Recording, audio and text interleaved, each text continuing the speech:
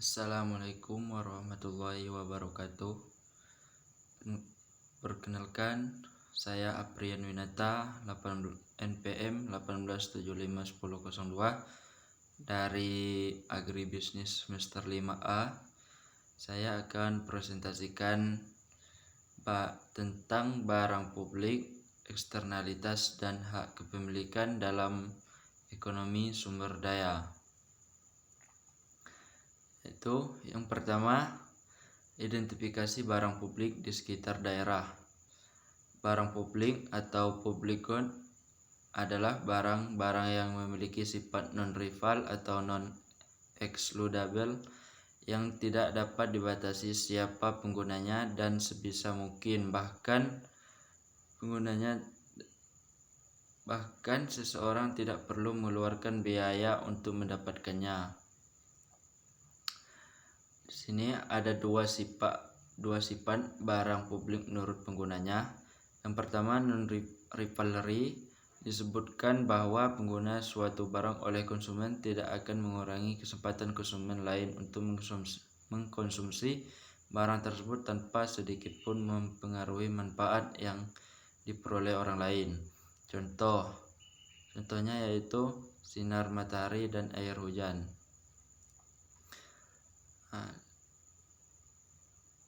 Yang kedua, non-excludable, yang berarti bahwa apabila suatu barang publik tersedia, maka tidak ada yang dapat menghalangi siapapun untuk memperoleh manfaat dari barang tersebut, atau dengan kata lain, setiap orang berhak dan memiliki akses ke barang itu.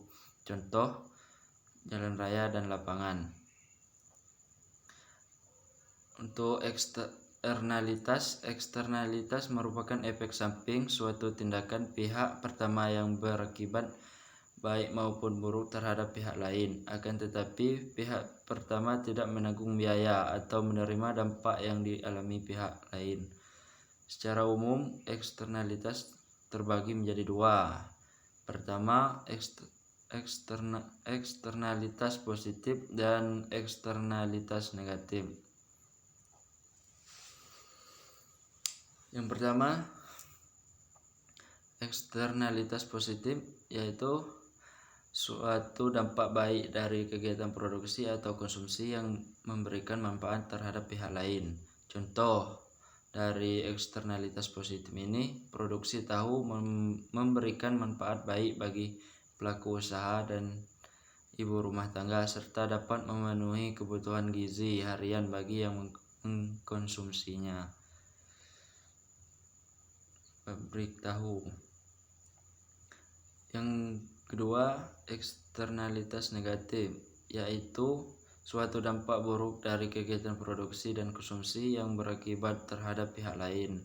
Contoh dari eksternalitas negatif ini, proses pembuatan tahu sendiri menghasilkan limbah berupa ampas tahu dan limbah cair dari proses pembuatan tahu, yang mana limbahnya dibuang di saluran air pada sekitar pabrik tersebut dan dapat menyebabkan pencemaran air serta bau yang tak sedap.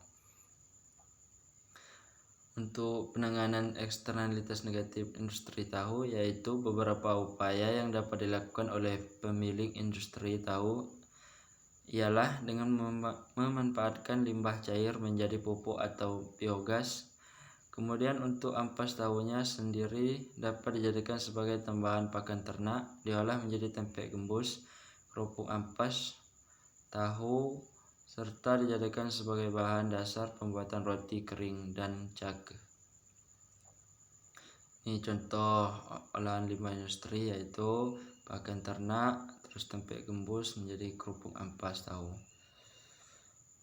Untuk hak kepemilikan, yaitu hak kepemilikan adalah hak-hak dalam memiliki, mengakses, mengelola, menjual, memakai, ataupun menggunakan suatu kebendaan dengan leluasa dan bersifat bebas terhadap benda itu dengan kedaulatan sepenuhnya yang berada di pihak si pemilik.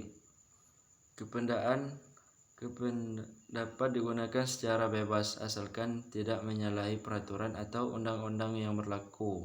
yang ditetapkan oleh suatu kekuasaan dan tidak mengganggu hak-hak orang lain.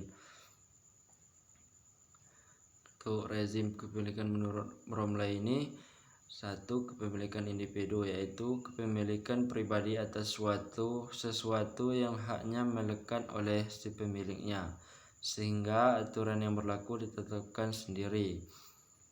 Yang kedua, kepemilikan bersama, yaitu kepemilikan oleh sekelompok orang tertentu di mana hak dan kewajibannya ditetapkan oleh suatu aturan dan setiap anggota wajib menaatinya. Yang ketiga, rezim akses terbuka, yaitu tidak ada aturan yang mengatur mengenai hak dan kewajiban. Ini salah satu contoh hak kepemilikan di sekitar daerah. Terima kasih.